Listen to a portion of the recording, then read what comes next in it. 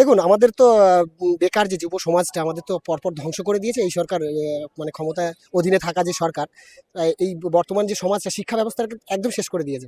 তো যার কারণে আমরা পরিবর্তন চাইছি। আজকের যে এই পরিবর্তন যাত্রা আমাদের মুখ্যমন্ত্রী আসছে, ওনার হাত ধরে আজকের এই যে পরিবর্তন যাত্রা, এই পরিবর্তন যাত্রা থেকে আমরা প্রতিজ্ঞা নিতে চলেছি যে আগামী দিনে 2026 ইলেকশনে নির্বাচনে হিঙ্গলগঞ্জে জয়যুক্ত করে আমরা যুব সমাজটাকে এগিয়ে নিয়ে যাব এবং আমাদের যে মানে শিক্ষা সংস্কৃতি সেটাকে আবার পুনরায় ফিরিয়ে নিয়ে আসবো। এই সরকার সম্পূর্ণরূপে তোষণ শুধু নয়, এই সরকারের আন্ডারে কি হয়নি বলুন? নারী নির্যাতন, আপনার হচ্ছে যুবদের ধ্বংসের পথে ঠেলে দেওয়া, তারপরে হচ্ছে আপনার মানে শিক্ষা ব্যবস্থাটাকে নষ্ট করে দেওয়া, সব কিছু তো এই সরকারের আমলে চলছে।